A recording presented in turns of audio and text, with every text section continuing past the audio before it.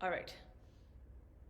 Hello and welcome everyone to today's video where I'm going to be talking about relationships and why becoming self-loving and becoming mature and becoming spiritually mature and emotionally masterful in your inner life does not mean becoming neutral or needless or reactionless or triggerless in relationships. And I feel like, so this is something I really want to talk about because it's something that I've seen in the spirituality and the self-help and the self-love and the personal growth world a lot, that I think again just needs to be spoken to. And I think that there are just some things that are being said in a lot of these spaces that I feel are very unhealthy and that don't actually allow us to find true healthy relationships. Like I said, okay, now before I get into all this, I am going to say that, right? Like, I'm not a relationship therapist. This is not meant to be intended to replace therapy. I'm speaking as someone who's, again, not even necessarily a relationship expert. I'm not trying to tell you how to create the perfect relationship. I'm really wanting to speak to something that I've just seen a lot that has been really detrimental in my life and that I have found ways of kind of making better for myself, and that I've seen in a lot of other people, and just like these kind of memes that have gone around. And like I said, like I've been in the spirituality, self-help, personal growth world for a really long time. I've seen the themes, and I feel like there's just some things to be spoken to here that hopefully will provide you with some relief or maybe a different perspective or something to go and explore on your own, or some validation for you if this is how you're feeling. And I know that not everyone is like me and not everyone is going to resonate with this, and some people aren't going to struggle with this at all. And so if that's you, awesome. That's great for you. I'm just going to, speak to this, something that may be having an effect on your life and how we can do things differently. Okay, so the first thing that I see a lot in the spirituality, self-help, personal growth, self-love movement is this idea that when we become self-loving enough and when we become self-aware enough and when we heal our triggers enough and we heal ourselves inside, that this is going to mean that we are able to be unconditionally loving in all of our relationships. We are going to be able to see everyone and everything with perfect compassion. We're going to be able to understand everyone's intentions as good, and we're going to see the innocence in everyone, and that this is going to mean that we never get hurt by anyone ever again, that we're never offended or bothered by anyone's behavior ever again, that and that we become this kind of, like I say, like self-contained, I know what my needs are, I know what I need, I know what I'm feeling, I know how to meet all my own needs, and so if someone outside of me can't meet my needs or doesn't want to meet my need or doesn't want to do anything within a relationship the way that I want to do it or anything like that, that I can adjust and I can get my own needs met and I can be there for myself and it's fine. And like I said, there's this theme that when we're really taking responsibility for ourselves and when we're really being serious about understanding our triggers and understanding our needs and understanding ourselves, that we will never look to someone else for any kind of need, that we will never look to anyone else to satisfy us or to comfort us or to give us anything. And that if we are doing that, that we're setting ourselves up for disappointment and we're setting ourselves up for hurt and that we're being codependent, and that we need to fix that in ourselves. And like I say, like this idea of taking complete responsibility for ourselves, taking complete responsibility for our own happiness, for our own needs, for our own wants, for our own self, means that whoever we're relating with and however we're relating, that if they don't live up to our expectation, or if they can't meet a need for us, or if they can't show up for us in a way that would feel good for us, that's something we need to adjust. That always comes down to something we need to change and we need to shift and we need to do different, because it's never on them to satisfy us, because then we're giving our power away, right? Because if our wants and our needs and our happiness is dependent upon somebody else, that means we can have situations where we're not happy because we can't control anyone but ourselves. And like I say, I think that there are seeds of truth in that. There are seeds of health in that, in the sense that it is true.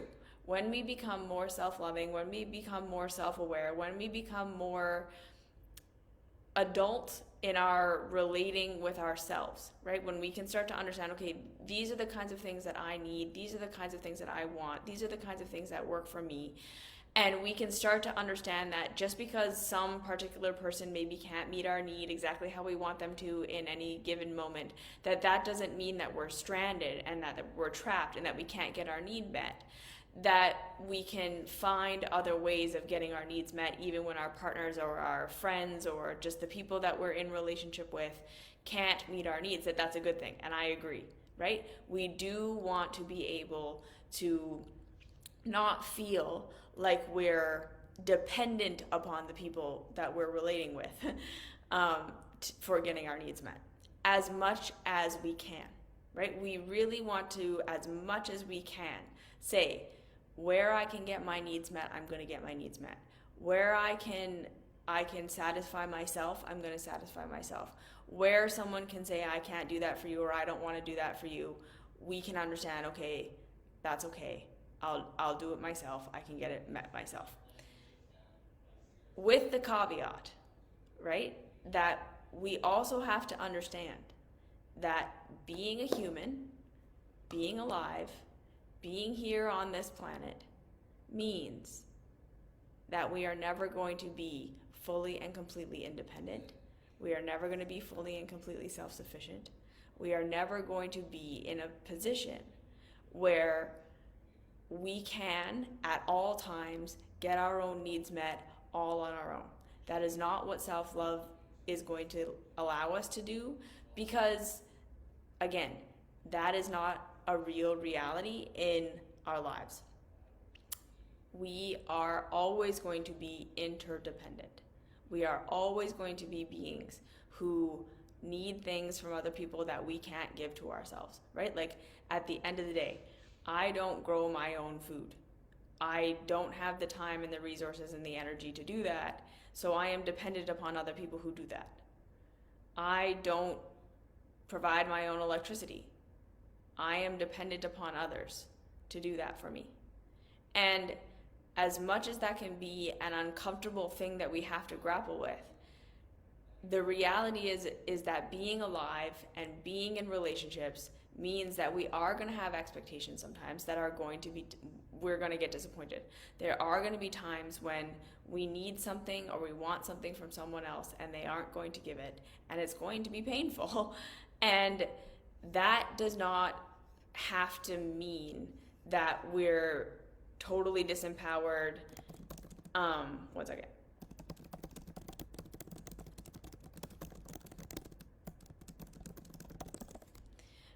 That doesn't have to mean that we're totally disempowered and that we're not taking responsibility for ourselves and it's the end of the world.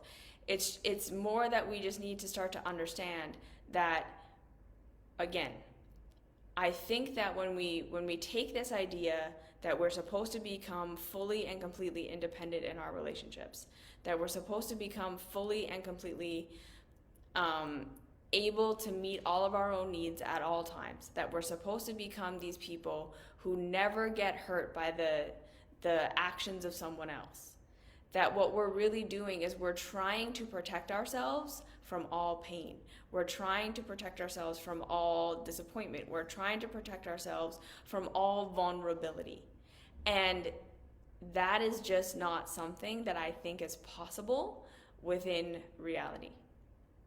We are always going to be people who want things and need things from others.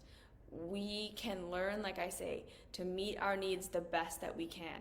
We can learn how to understand what our needs are and communicate them in a healthy adult way where other people consent to meeting our needs for us, and we consent to meeting their needs for them because we care about each other and that's something that's important to us, right? Like, it's not even that like a relationship is just transactional and we're just there, you're meeting my needs and I'm meeting your needs, because that's like a lot of what a lot of people experience in their relationships, is that it's this very contractual, we're just doing this thing because you do for me and I do for you. But that's, again, that's not really the reality when you love somebody and when you care about people. Like, most of us, I think, have had the experience of caring about somebody, and when you learn that something is important to somebody else and that someone has a need, you want to do that for them. You want to be there for them. You're not just like, okay, I'll meet your needs because you've communicated it and I've agreed, blah blah blah.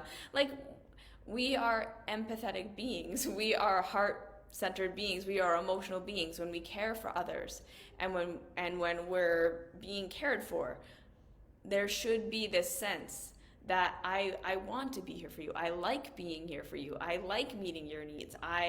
It's not something that I'm doing for you so that you will do for me. That's what caring about somebody is. I'm not doing it to get something in return. I enjoy being there for you. I enjoy meeting your need. And this is where I think the unhealthy mindsets around trying to become fully and completely needless and unemotional in our relationships is coming from. I believe that a lot of us, right, have grown up in situations and grown up in relationships where the people who, like our caretakers and our friends and the people we were growing up with, didn't deeply care for us. Okay? And so this is where I'm going to say, like, I'm speaking from my personal experience, that like, as I was growing up, and this might be something that you can relate to in some way,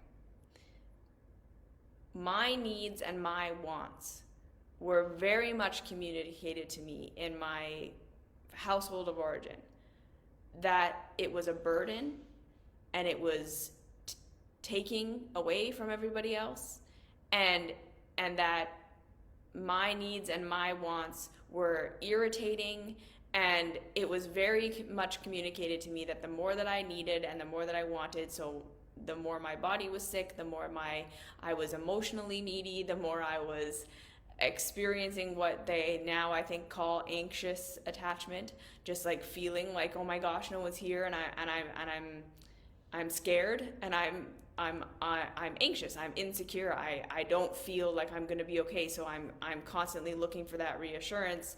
And then in looking for that reassurance, in looking for that validation, in looking for that security, it was fed back to me that you're being too much, you're being too needy, you're being too irritating.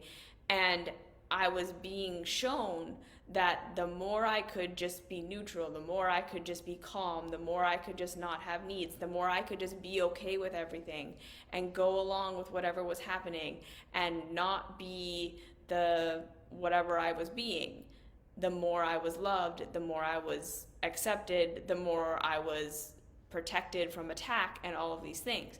So it started to get inundated, right, into me, that having needs in relationships, having wants, needing love, needing comfort, needing someone to empath with me and see what was going on with me and to help me or to support me or to be there for me was wrong and bad and a burden, and people didn't like it, and it made people not like me. And then growing up in the Christian church the way that I grew up in the Christian church, it was very much fed into me that, especially women, women are supposed to be these kind, meek servants who never want anything and never need anything and never complain and are always smiling and are always happy and are there to be helpful and are there to be of service and are there to be supportive of everybody else. And we're supposed to be just, right, like kind and polite and nice and small. And so that was happening. And then as I went to school and I was friends and all of these things, it was all competition. Everything was just the way to win was to win, or to look at the people who were winning and to give them as much as you could so that they wouldn't be mean to you, kind of thing. And so for my entire upbringing, for my entire childhood, it was from all sides shown to me that the best way to be, the best way to get love, the best way to get acceptance, the best way to be accepted in relationships was to be supportive, nice, and to be okay with everything. To be okay with however anyone treated me, because anytime I said, hey, I don't feel like you're treating me good, okay, that was another thing.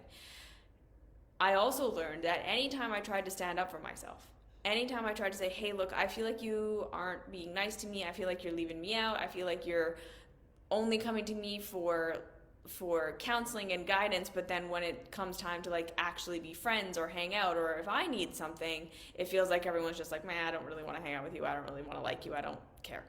And my family was like that, and so anytime I would say like, I don't feel like this is fair, I don't feel like you're here for me, I feel like you're hurting me in some way, I would get told that I was either hurting their feelings for saying something, or I was making them feel bad for saying something, or like, who the fuck are you? Like, who cares? Like, you don't deserve anything. Like, whatever. Like, you're supposed to help me. You're supposed to be nice to me, and it's not my job to meet your need. You get your own needs met. Take care of yourself. And then again, so like growing up in the spirituality movement for a really, really long time, the message was over and over and over and over again. You need to learn to be loving to everybody. You need to learn to be accepting of everybody. You're not a spiritual person. You're not an evolved person. You're not an awake person if you get upset at your partner for the way that they treat you. If you are, if you have needs that you expect other people to meet, if you aren't able to just be okay with how everybody is, if you aren't able to create peace in whatever relationships you're in with however anyone is treating you, you are not spiritual. You are not taking responsibility for yourself. And then it started to be this whole thing of everything that everyone does in a relationship is just a reflection of you. So if someone is unkind to you, or if someone is mean to you, or if someone doesn't respect you, or whatever it is, you need to just look at how you're doing that to yourself. And you need to just change your inner landscape, and then they will change to match it. And it's never really anyone else's fault that they're mean to you, or that they're abusive, or that the relationship dynamic is just unhealthy. Because again, there is a huge difference. There is a difference between just an unhealthy relationship dynamic and abuse. And I really want to make that clear, that not everything in a relationship is abuse. Some things are just unhealthy, shitty dynamics, and some things are straight up abuse. And in either case, to just sit there and say the only reason that's happening to you is because you don't respect yourself enough. You're not good enough to yourself. You are being this way. You must change your inner self-talk. You got to change the way that you're thinking about yourself. You got to change all this stuff. And that's the solution. It gets really confusing and really muddled, and really like, where's the line between where I take responsibility and all of these things. So that's all these like confusing messages that can be coming from absolutely everywhere that make us feel like at the end of the day, if we're being spiritual and we're doing things right and we're doing things how we're supposed to be doing them, that we are becoming these beings who never have a want and never have a need in a relationship, that no matter how anyone treats us, we either learn to be okay with it, or if we're not okay with it, that we're then just, we have to do some sort of internal work to either become okay with it, or we just keep working on ourselves, and eventually that will mean that the people in our lives start to just treat us differently. That we will eventually become so self-loving and so secure in ourselves and so good at talking to ourselves positively that no one will ever be able to be mean to us outside again, because everything that anyone's doing on the outside is just a reflection of what we're doing to ourselves on the inside. And I feel like, okay, all of this is really unhealthy and not acknowledging reality. Okay, so here's what I think is the real reality. We have all been conditioned, again, from the very beginning of from our very first primary relationships with our caregivers moving forward. What is and isn't appropriate behavior for getting safety and love? Because remember, first and foremost, most important imprint we ever got as children is that being loved and being accepted equals getting my needs met and being safe. And if we continue to not draw everything that we're doing in our current reality back to that, we're going to have blind spots and we're going to blame ourselves for things that aren't our fault, and we're not going to be able to actually see the roots of why we're doing what we're doing, and therefore be able to actually create positive change. Okay, so the very first program we ever got as human beings was, in order to be safe, in order to get my needs met, in order to feel good, I need to be loved and accepted by those around me. So then whatever relationship patterns were the acceptable relationship patterns in your family of origin, whatever relationship patterns were the acceptable patterns within the first, especially 7 years of your life, those are going to be your default program for what you have to do and you have to be in order to be safe in relationships. And again, because remember that those first 7 years of life especially, but even longer than that, we didn't know how to get our own needs met. We didn't know how to understand what we wanted and what we needed. We didn't understand boundaries. We didn't understand other people doing things that didn't have anything to do with us. We didn't understand any of that. All we knew was, I have pain, I have desire, I have pleasure, whatever, and it's being dictated by these people in my life, right? My caregivers are the givers or takers away of my pleasure. My caregivers are the givers of pleasure and the taker awayers of pain, and the way that I get them to do that for me is by being pleasing.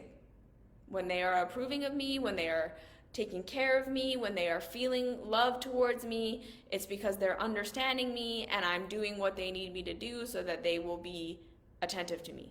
So the degree to which your caregivers were attentive to your needs, the degree to which your primary caregivers were able to empathize with you, were able to be there for you, were able to make you feel special and safe and seen, and therefore that you were going to get your needs met just by existing, the degree to which that was true is going to be the degree to which you feel comfortable asking for things in your relationships now as an adult. It's going to be the degree to which you feel comfortable being yourself in the relationships you have as an adult.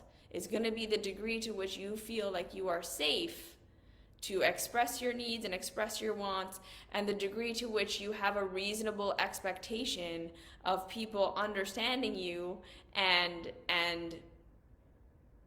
reciprocating your, the degree to which you're going to believe that love exists, essentially.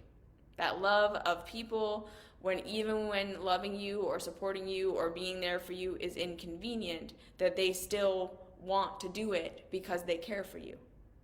The degree to which you would have learned that that's a reality, that even though it's not fun for them or they're not getting a need met by helping you or whatever it is, that love exists. Okay? And the degree to which that was not true for you, and that may have been true for you even with caregivers, but then as you started to have friendships and all these things, the degree to which people didn't care about you, didn't meet your needs, weren't able to say, okay, you need something, I can be here for you because I love you.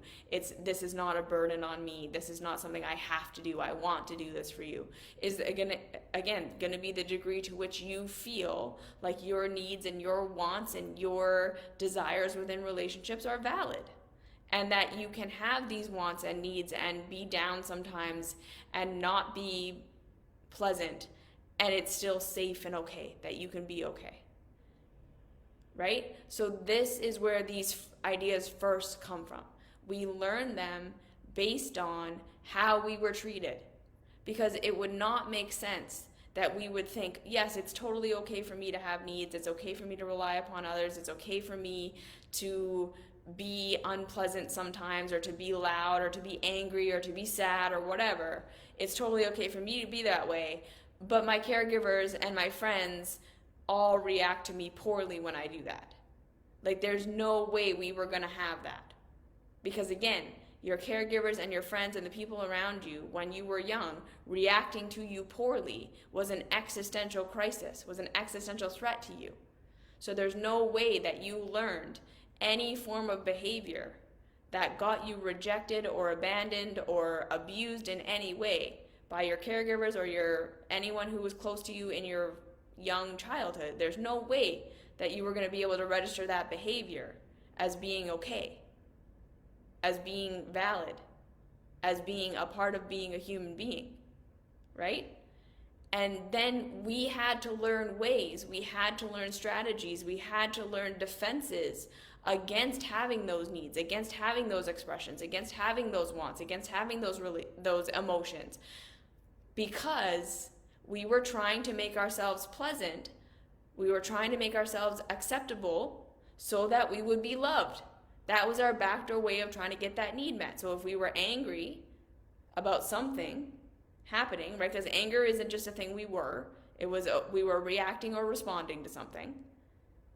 But if our expression of anger got us rejected and abandoned and disapproved of, we had to learn to stop being angry. So now the thing that we were actually angry about, the thing that actually triggered our anger, we're not even looking at that anymore. Like, that's the thing that's actually bothering us that we needed help with. But if the anger gets us abandoned, rejected, abused, now we learn we're not allowed to be angry. And the only way to get our need met is to not be angry. But then without that anger, we can't express what our need is. We can't express what's actually going on with us. So now we're just stuck trying not to be angry in an attempt to try to get our need met. But again, now we can't express what our need is because the anger was how we expressed that. And now we're all mixed up. You see what I'm saying? If any behavior that we exhibited was just a means to an end, it was a reaction, it was how we were trying to communicate our need or whatever. So if any of our expressions or any of our ways of being were this, you're not allowed to be that way, you can't be that way, that's not good, that's not all right, we were in a roundabout way trying to get whatever the actual need was met through not expressing what was hurting us, through not expressing how it was bothering us, and therefore that need probably never got met. It never got addressed. The thing we were actually angry about, the thing that was actually hurting us, the thing we were really upset about, now we're not even looking at that because we're just spending all of our time trying not to express it in the way that we expressed it. Yeah? And so the actual need, the actual desire, the actual want never even comes into the picture anymore. And then we start to learn to live these lives where we're acting in pleasant ways, we're doing all these things, we're suppressing our emotions, we're suppressing our expression, we're not being who we really are and what we really, in an attempt to get love, because we want that love to meet the need. So then we do all these things and maybe we succeed. We succeed in being not needy. We succeed in not having these emotional expressions. We succeed in becoming what others want us to become. And we get approval. And it feels completely empty. We feel like we're dying inside. We feel like the longer we go being this thing that people want us to be, the worse it gets, the more terrible we feel. And we're being loved. And we're being accepted. And it seems totally counterintuitive that it's like, but we're doing all the right things and we're getting all the love and we're getting all the acceptance. But again, you're getting it at the cost of expressing what was actually hurting you. You're getting it at the cost of expressing what you actually wanted and what you actually needed. So this approval is no longer the thing that actually meets our needs, because in the real reality, approval wasn't the thing that ever met our needs in the first place, right? Having mommy and daddy or caregivers or friends or whatever love you, that wasn't it. It was the fact that they loved you and therefore met your needs, got to know you, made it safe for you to express what is really true and authentic for you, understood why you were angry, and then met that need to help you not be angry or helped you process your anger, understood why you were sad, understood why you were hurting, and then met those needs. That was what approval was supposed to get us. Real approval was supposed to come from approving of what we actually authentically are.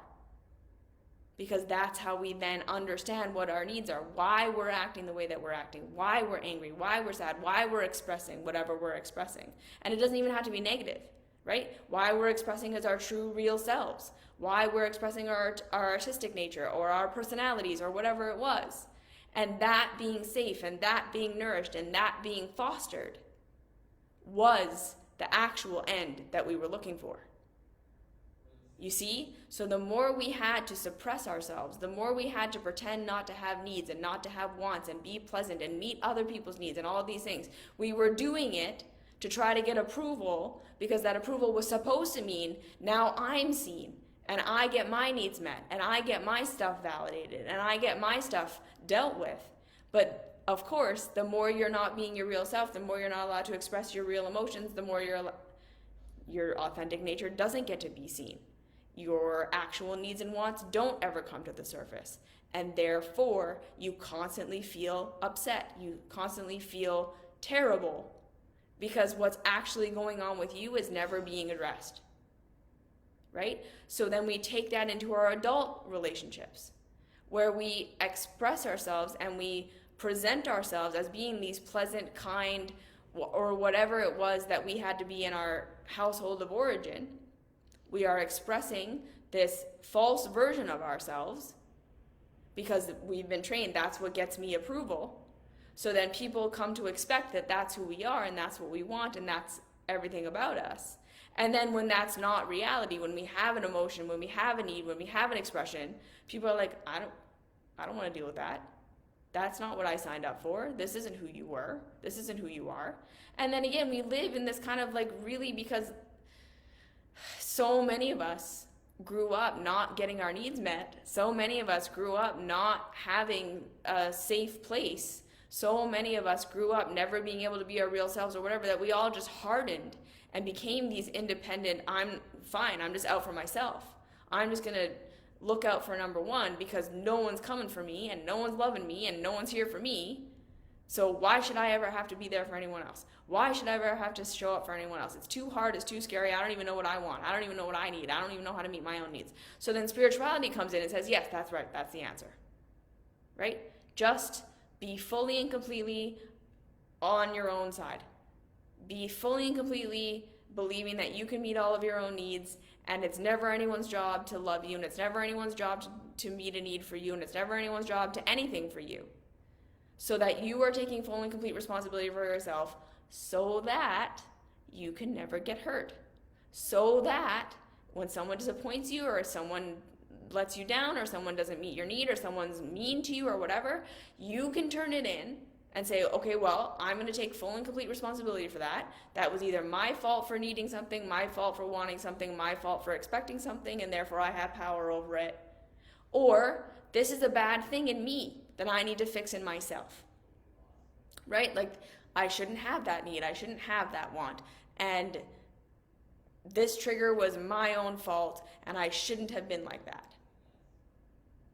And if I just change myself and become more pleasant and don't have that need and don't be what this person is upset about, they will love me.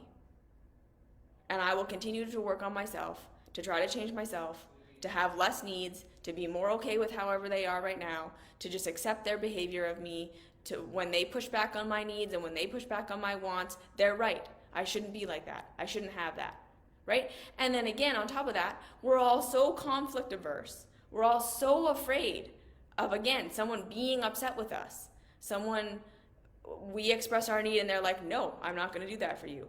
Our first instinct is to say, you're right, I'm so sorry. I shouldn't have been like that. I shouldn't have wanted that. Or you're right, I should just have to only meet my needs on my own. Because that's how it's always been. I shouldn't have asked you. And you don't have to do this for me. And your anger and your pushback and your I'm not going to meet your need for you is valid and justified. Right? It's all this completely, we never learned what real love was.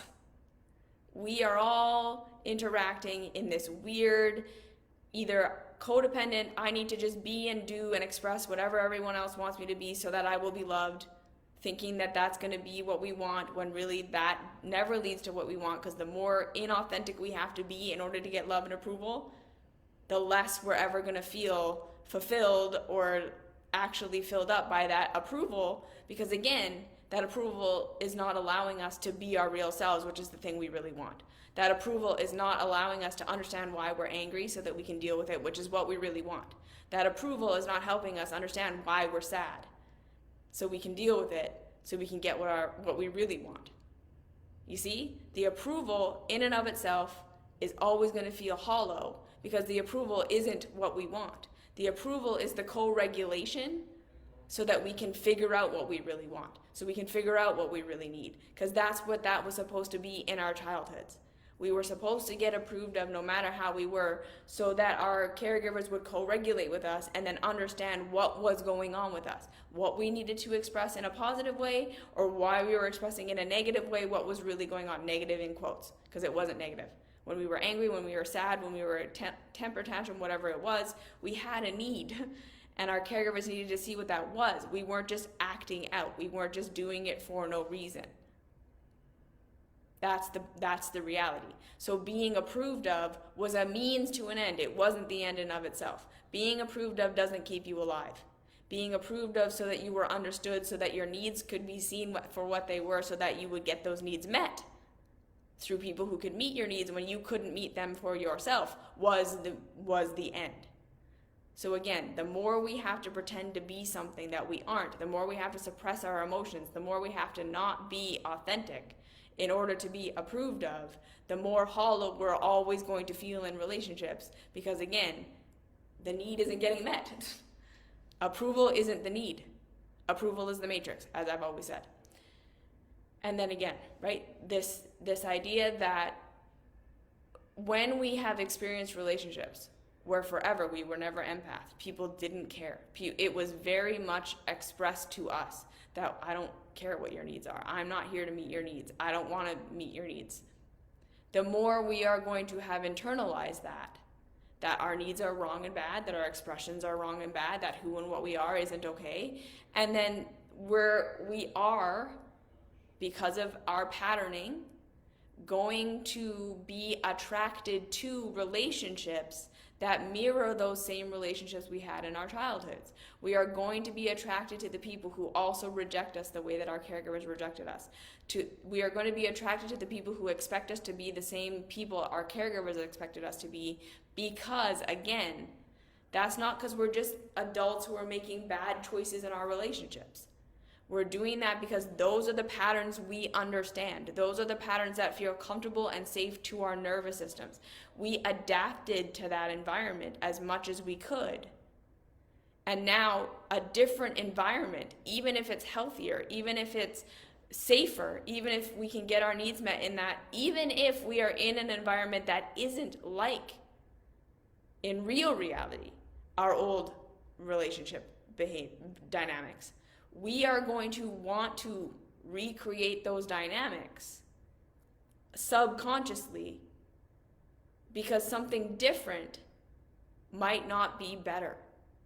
We won't understand how to be in a different kind of dynamic. We won't understand what real love is. Like, I'm going to say, like, for me, to actually understand that my husband just wanted to do things for me took me like frigging 10 years to understand. Like, my mind could never wrap itself around that idea. That he wasn't absolutely resenting me anytime I needed something from him. Like, I could not understand that. And anytime there was even a sliver of it looked like he didn't want to do something for me, or it looked like he was irritated by my wants or my needs, it was immediately like, oh my God, you're right. I'm so sorry. I shouldn't have needed that. I shouldn't have wanted that. I'm going to go put myself back in my box. I'm so sorry for having that emotion. I'm so sorry. Like, that was my behavior pattern. And it was 100% because I was trained in my early childhood that having needs, having expression, being loud, any of these things got me rejected, and that rejection was the worst thing that could happen, because again, when I was young, I didn't know how to meet my own needs. So Is there a time and a place for us to realize, okay, it's okay, I can get rejected. I can meet my own needs. Yes, it's okay if someone can't meet my need for me. I can learn other ways of getting it met. I'm not going to be fully dependent on others. Yes, because again, as adults, other people are no longer responsible for us. So again, we have to understand that. Our relationship with our caregivers was a very different relationship than the relationship with everyone else. Our caregivers were responsible for us. Our caregivers were responsible for our happiness. Our caregivers were responsible for understanding things about us that we didn't understand about ourselves. Our caregivers were responsible for empathing our needs and meeting them. And when we didn't get that in our childhoods, that fucks us up because we were not capable of being self-aware. We were not capable of being autonomous. We were not capable of understanding that they were a different person that had different needs than us. We were dependent upon them. So that was a healthy codependency. That codependency was healthy because it was reality. We couldn't be any other way as children. So again, when we didn't get those needs met, when we weren't seen as special, when we weren't empath, when we weren't understood in our expression and allowed to grow authentically, when we weren't seen in our hurt and our anger and our sadness and empath, what's really going on? I can see that you're not just acting out. I can see that you're not just throwing a tantrum. Like, what's going on? How can I help you? How can I support you? When that didn't happen for us, that was an existential threat. And that fucks us up. And we have to understand that. That skews our reality. And then growing up into an adult means making a transition from it is other people's job to meet my needs. It is other people's job to empath me and to understand me and to be there for me. And if they don't, it's because there's something wrong with me and I need to change myself. We're supposed to transition into, okay, now I start to recognize when and where I can know what my own needs are. I can meet my own needs where I want to. I can ask to get my needs met and get consent from people who are now adults who are not responsible for me, right? We start to have an adult view of the world, which is I'm never going to be independent. We're always going to rely upon other people for things at certain times. And this is why I try and be nuanced in my exploration of self-love, that self-love isn't supposed to be we get to a place where we're fully autonomous. We never have needs. We never get triggered. We never want anything from anyone or anything ever again. We never get upset by people's behavior. We can learn to be okay with everyone. Everything is just a reflection of what we're like on the inside. That's not reality. And that's never going to be reality. We want to, again, as much as is pragmatic, as much as is in alignment with real reality. What are my needs? Where can I meet them? How can I ask for them to get met? How can I learn other ways of getting them met when people don't want to? But at the same time, having boundaries, having things that we expect from other people in the ways that we want to be treated, and things we do not tolerate. Because this is the other thing. Learning to tolerate shitty dynamics. So it doesn't have to necessarily be abuse, but accepting that people don't really care about us and that they don't really put our needs into the picture. That we are expected to be kind and empathic and meeting the needs of other people, but then the second we have needs, that's too much. Learning that we are supposed to be meek and mild and not have emotions. Learning that if someone doesn't want to be in the same kind of relationship dynamic that we want to be in, that we need to learn how to adjust to that. That's unhealthy. That's not reality. That's not self-love. You're never going to become self-loving enough that your authentic needs and your authentic emotions and the things that authentically hurt you stop being that way. This is the reality that I think spirituality has taken this concept of self-responsibility way too far. Like, we are literally supposed to become these beings who don't have personalities, who don't have specific wants and needs, who don't have specific preferences, and should just be able to be okay with how everything is. And that we've somehow failed if we're in a relationship and we have a want and a need, and someone is repeatedly saying, I don't want to meet that, I don't want to do that, and we cannot be okay with it, that we failed if we leave that relationship. No, that was understanding an incompatibility and saying, we're not compatible. That's okay. We can leave this. Like, this is something that I think in spirituality we're like really not understanding. There is absolutely such thing as being incompatible with somebody. There is absolutely such thing as growing apart from somebody. There's absolutely such thing as being compatible with someone for a period of time, and then your wants and your needs and your self-awareness changes, and you start to say, okay, well, this is now what would really work for me. This is now what I really want. This is how I'm feeling. These are the things that bother me and all this stuff. And the other person saying, sorry, I don't want to do that for you. I don't, right? If the way that someone is, it's constantly hurting you, that's not a sign that you necessarily need to figure out how that's your trigger and change. Sometimes that's a sign of we are not compatible. Right? If we get to a place where we communicate our needs with somebody and we just say like that, we get honest with ourselves. I'm never going to be okay with this dynamic. I'm never going to be okay with, like, this is how I receive love in a relationship, for instance.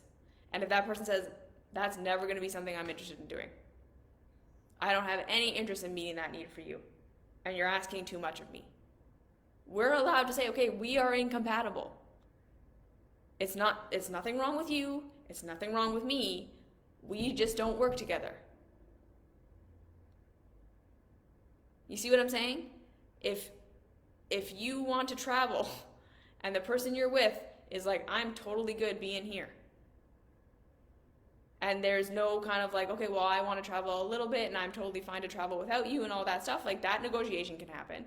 But if it's like, if you're like, I want to be kind of living out of a backpack, and this person is like, I want to put down a down payment on a house,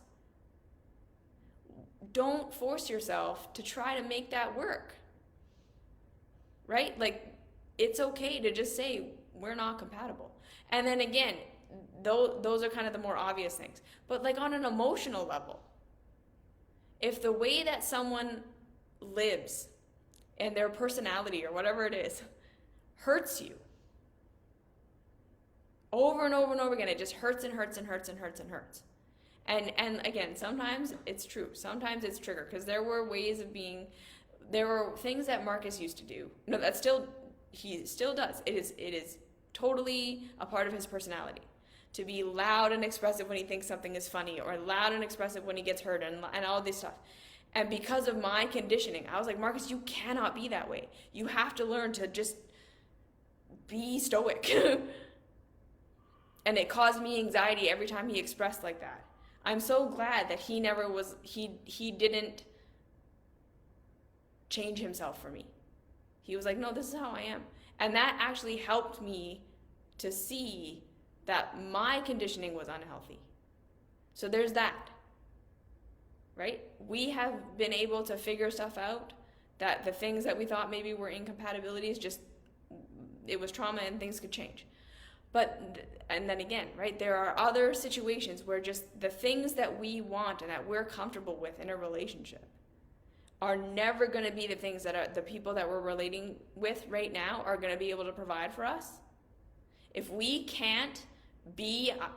don't feel safe to be our real selves, meaning we have down days, we have emotions that are large and we need sometimes to be co-regulated, we get angry about things, we have like hobbies and things that we enjoy that we want to be able to feel safe in our own home, in our own environment to express. And if that stuff can't be in our relationship, and we've communicated with the other person, like, look, can we make room for this for me? This is something about me that is just important to me, and I need this. And the other person is like, absolutely not. That cannot be a thing in our household. You are asking too much. That is when we need to start to say, okay, no, This might just be something that we're not compatible, and it's not necessarily abuse, but it's just going to be a dynamic that's always going to lead to resentment. You're always either going to resent me for doing it, or I'm going to resent you for not doing it. We're not compatible, right? And then on top of that, if people are continually disrespectful to us, if people are continually mean to us, pointing out our flaws, literally telling us that who and what we are is too much or not good enough, telling us that our wants and our needs aren't okay, communicating to us, I don't want to have to take responsibility for your wants and your needs. I want to be around you when you're pleasant and you're fun and you're great, but if you have needs, if you're moody, if you're not able to be there for me, if you're not pleasing me sexually, if you're not pleasing me whatever, you need to go deal with yourself so that you can come back to me put together. We need to stop internalizing that as like, that's just because I don't respect myself. And this is all just a reflection of myself and I just need to change myself. Because again, to a degree, yeah, we're tolerating that behavior because we probably don't love ourselves. We're tolerating that behavior because we have learned that we had to tolerate that behavior. We learned somewhere along the line, no one is going to really ever love you. You better just be grateful for this love that you have. That is, they don't love you, they're mean to you, whatever. But, right, for a lot of us, there's this feeling of like, if I lose this person, even though it's shitty, I'll have no one. No one will love me. No one will care about me.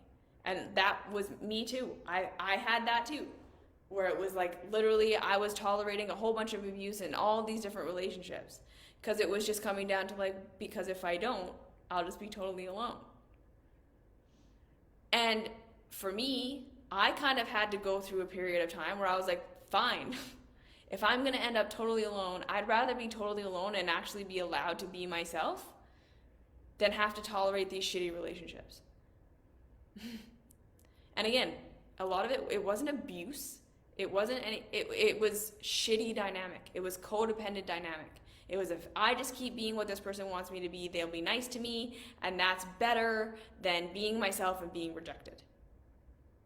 And I'm just going to say, what I found for myself, it isn't better. That learning to love myself and learning to be there for myself didn't mean that I changed and became self-loving and loved myself and then everyone started treating me different. In a lot of ways, what it really meant was I started loving myself, I started respecting myself, and then I started saying, okay, if you don't like me, there's the door. You don't have to be in a relationship with me. I am not here to hold you hostage. I don't ever want to feel like anyone's doing me a favor, being my friend.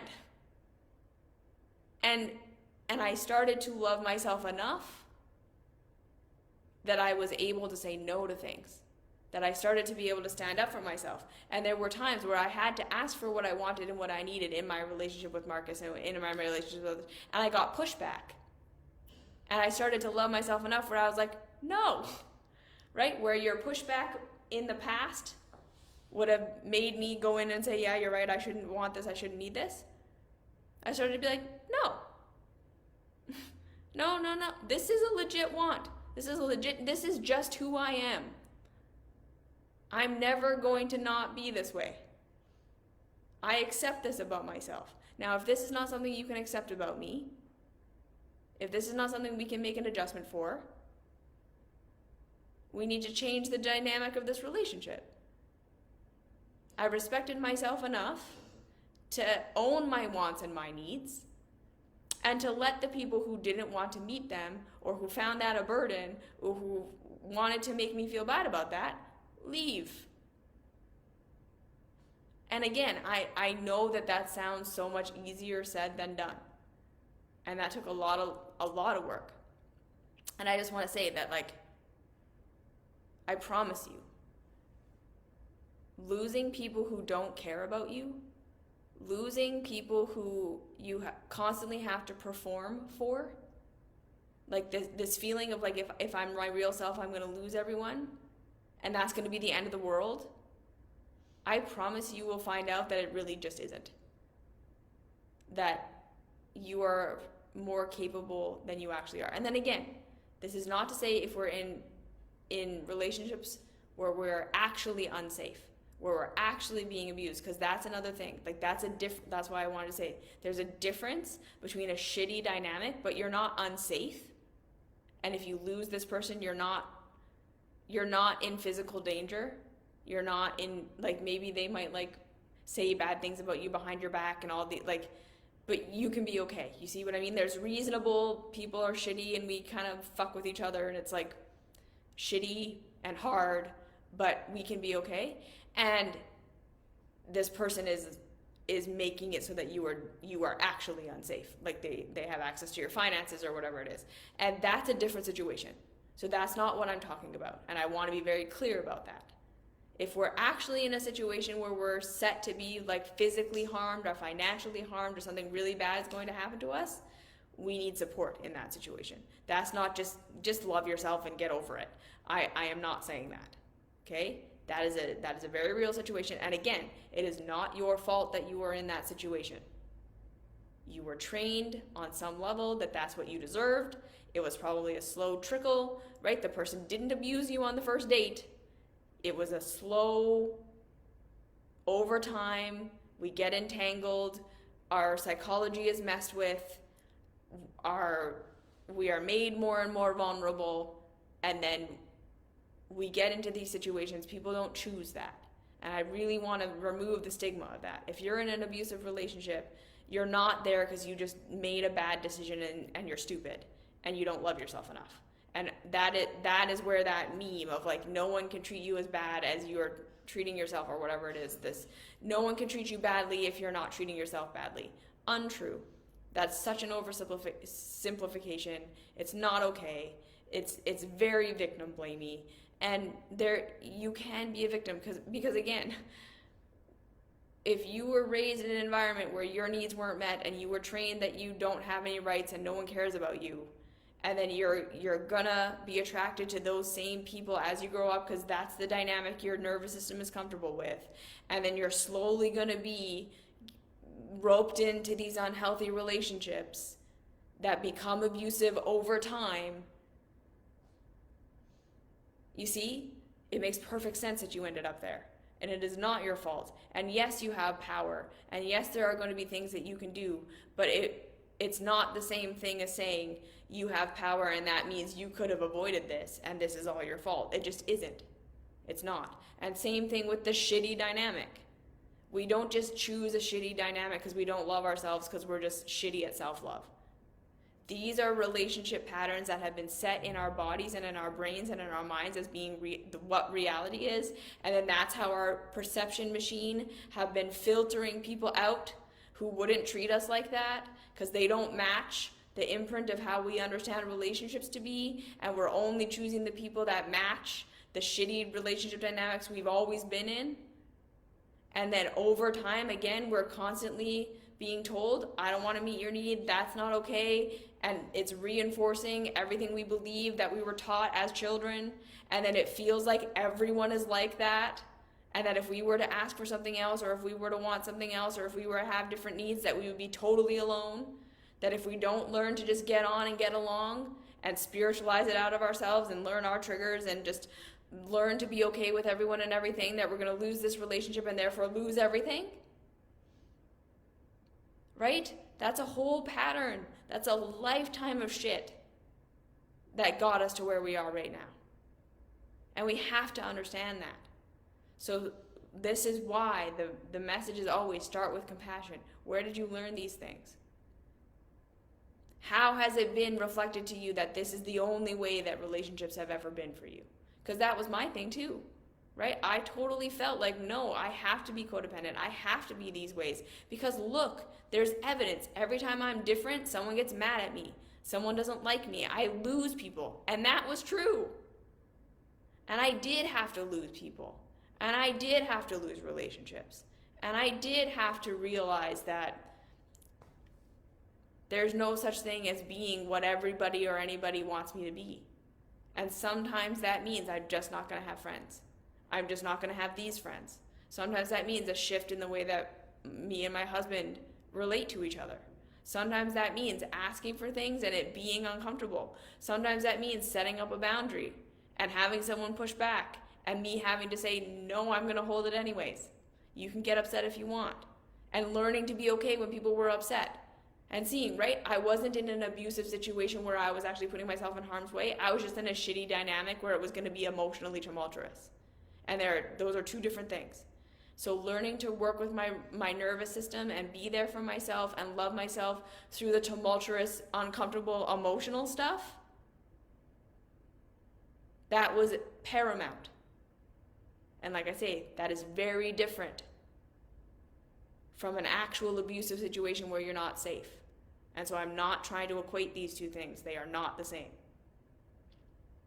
But when you can identify that you're just in a shitty dynamic because of your conditioning, and yes, asking for what you want gets pushback, and people don't like it, and people tell you you're not allowed to be that way, you're not allowed to have that want, and you have to learn how to be like, fine,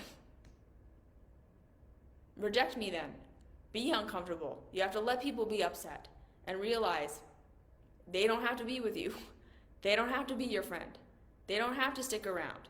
If they don't want to work it out, they can go, and that you can be okay. And then sometimes there are things in relationships where we can say, okay, well, can I be okay with this? Can I actually see myself being okay with this long term?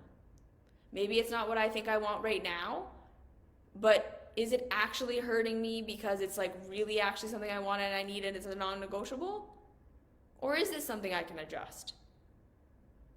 Right? And there's that too of like, if this person that I'm relating with never changes, we do have to get honest with ourselves.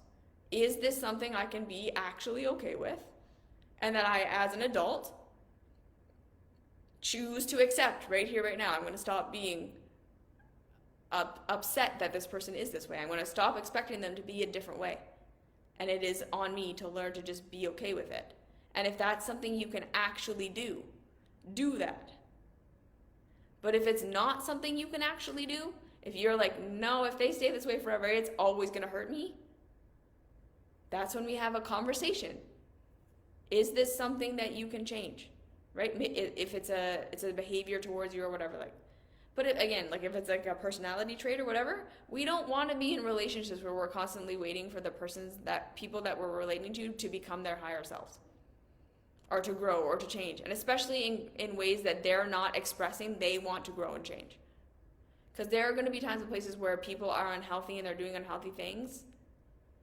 And they're like, yeah, but I actually do want to change this. I really do want to grow. Like, I have had toxic behaviors that Marcus was like, I cannot be okay with this. And I was like, I also don't want to be this way forever. This is something that I can change, and I'm going to work on it. And I expressed my desire to change it. I expressed how I was going to be working on that thing, and I could show that I was making progress because internally I would have wanted to do it either with or without him. So that's an okay thing for him to expect that I'm going to change in ways that I'm telling him I am actually going to change and I want to. And same with him. There were things that I was like, this is a non-negotiable for me. And he was like, you're right. This is a non-negotiable for me too. I don't want to be this way either.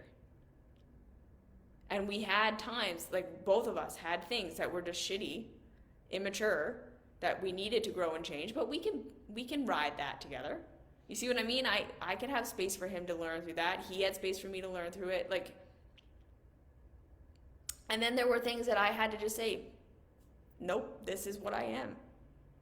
And he had to say, this is what I am. Can you be okay with that? And it's not fair for either of us to be hoping that the other person is going to change things that they're saying, I'm not going to change this. This is who I am. And if you're constantly waiting for me to become somebody different, go find that different person who is actually like that. Because I am not that. And that's okay. I want to make that clear. Ending a relationship because you're really just not compatible is not a spiritual failing. We're not supposed to be compatible with everybody. You're never going to be compatible with everybody. We can be nice to other people. We can be cordial with other people, right? Like people who have completely different ways of being, completely different ideas about what is right and wrong, completely different ideas than us. We don't have to hate them. We don't have to believe that they're horrible and evil. We can look at them and say, okay, I can see how you got there. And I don't want to be your friend, right? I don't want to have a dialogue with you. That's okay. Do you see what I'm saying?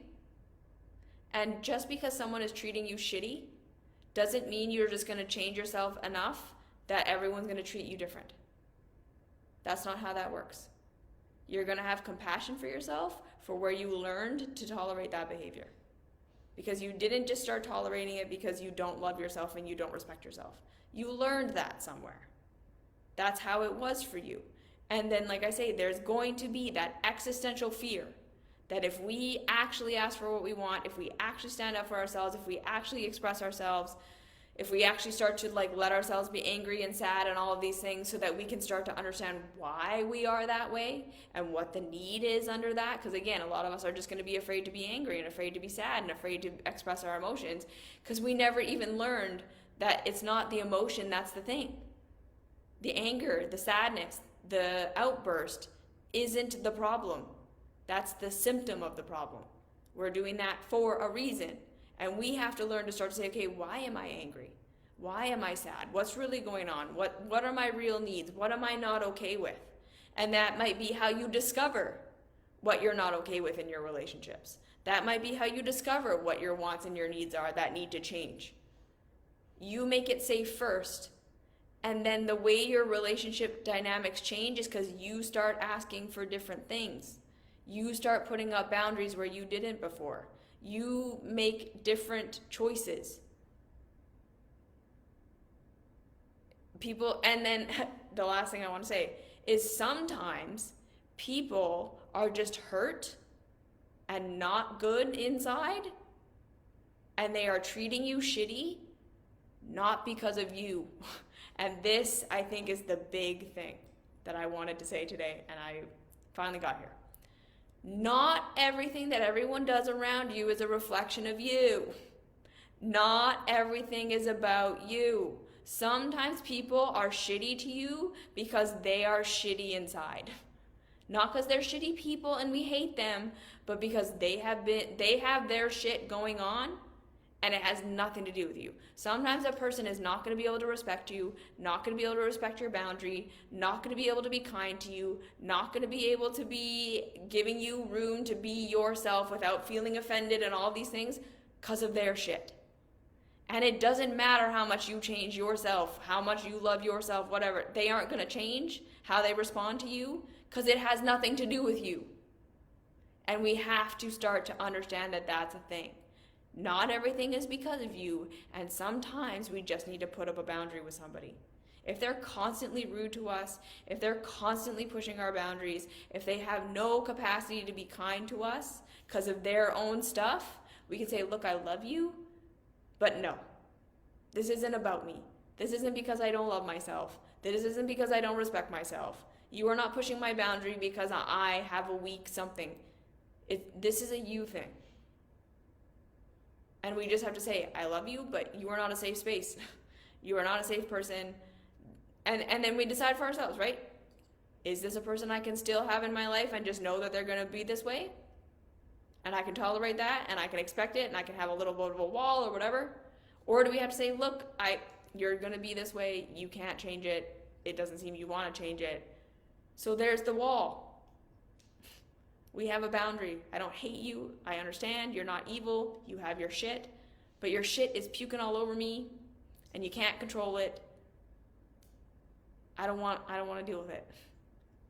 You're allowed to do that. You're allowed to say that. Okay, so becoming self-loving doesn't mean that you become completely needless in your relationships. Sometimes you're going to realize the things that you were wanting and expecting were unreasonable. And you learn to meet your own needs. You learn to self-soothe. You learn to do all these things. That's a part of it. Sometimes you're going to learn what are your negotiables and non-negotiables. What are the things that are triggers in you that you can change, and what are things that are just, I'm never going to be okay with that. And you get honest about that. and you let yourself grow in relationships where people are just people, and we're going to grow together, and we're never going to be perfect, and that's okay. So like, can I tolerate this thing or can I not? And we be honest about that. Can I wait for this person to grow because they're saying they actually want to? Or do I need to just accept that this is who and what they are, and then can I be in that relationship or not? We need to start to say, if I have wants and I have needs and I have boundaries and this person can't meet them and is making me feel bad for them, that's gaslighting. That's not healthy. And yeah, I may lose them, and I may lose this dynamic, but that's better than being in this dynamic forever and constantly feeling like I'm not allowed to be myself, because that's how we lose our lives, right? That's how you never learn what you really want and who you really are and how to really become your true self, where you constantly feel like your life is withering away from you because you're just constantly trying to be approved of. It's not worth it. And it's so hard, and I get it, but I just want to put that out there. I'm not saying you can just leave right now or just put up a boundary or whatever, and I'm not even saying that that's necessary. Sometimes we will push back on someone who was not making room for us, and they will eventually make room for us. Sometimes they won't, and then we will leave, and we will have to face that fear. Sometimes we do have to face the fear of being rejected. Sometimes we do have to face the fear of losing the relationships we thought we were going to die without, when it's just a shitty dynamic. Sometimes things are abusive, and that's a totally different situation, and we need help, and we need to go slow, and that's a different thing that I'm not talking about here, because that's out of my scope of practice. Sometimes people treat us shitty because we were trained that this is what we deserve, and so yeah, we do our inner work, and then at the same time we start drawing boundaries, start saying no, we start upsetting people and learning to be okay that they're upset. We start losing people, learning to be okay that we lose them. We have to face that fear sometimes, and that's okay. Boundaries. And then last thing, sometimes people are just shitty for their own reasons, and it has nothing to do with you, and it's not because of you. And you can just say, this is who you are. I don't want to deal with it. It's okay to be incompatible with someone. It's okay to realize you have wants and you have needs and you have things you expect and need in relationships to feel safe, that this is who you are and this is how you're going to want to express, and this person just can't handle it, doesn't want to meet it, and vice versa. You don't like their authentic expression. You don't want to have to meet their needs. You're incompatible. Neither of you are wrong. Neither of you are right. You're allowed to leave. You're allowed to change the dynamic. Negotiate something that actually feels good for you. That's what taking responsibility for yourself is. It's not, I'm in this relationship now, so however they want to express and however they want to meet my needs or don't meet my needs or whatever, I just need to become okay with it. That's not what that is. Okay? Spirituality is not becoming neutral and thinking everything's about you, and so navel gazing and trying to change everything on the inside, thinking that's going to change things on the outside. It's not. It's more complicated than that. Okay? You're allowed to be incompatible. You're allowed to put up boundaries and upset people. You're allowed to lose people. You're allowed to have your wants and your needs and your personal expression that people don't understand, and you're allowed to say, okay, I'm going to be okay with this thing in this person, and I'm going to learn to be okay with it because I'm an adult who can choose that. We're allowed to say, I'm never going to be okay with this. They don't want to change it. I'm leaving. Okay? You're an adult now. And when it's just a shitty dynamic, sometimes we have to face losing people. Sometimes we have to face making people upset. Sometimes we have to face standing up for our boundary over and over and over again. Sometimes we have to change. Sometimes it's our shitty behavior and a trigger. It's not simple. That's why we do this work. That's why this work isn't just listen to a podcast and now you got it all. There's reflection. There's process. That's why all these tools, that's why I make 1 million videos. That's why the mystery school is 400 lessons. And I say, read other books, listen to other teachers. There's lots here. Get therapy, all of it. Whatever's available. There's no such thing as too many supportive tools. There's a such thing as too many tools sometimes when their tools don't work, but like if something is working for you, use it. Okay. That's all I had to say on that. So not everything's about you. You're not supposed to just become okay with anything. It's complex. We're complex. Sometimes we have to become okay with it. Sometimes we have to process stuff. Sometimes we say no. Sometimes we put up boundaries. Sometimes we upset people. Sometimes people upset us. Adult relationships are complicated. But the more you're validating yourself, the more you're being there for yourself, the more I hope you start to see the reality of where you were taught to accept things you don't need to accept, of where you're triggered by things that aren't actually bad and wrong, where you can grow, where you can put up a boundary, where you can lose people and still be okay. All of these things are a part of reality. There's no one right way to be. There's no one answer to what we have to be in relationships, right? I know that's what we're looking for. Is it all a reflection of me? Do I need to just become okay with everything? We want the one answer, but that one answer doesn't exist. Multiple different circumstances require different answers. Okay. So that's that. I love you. There's nothing wrong with you. And I'll see you next week.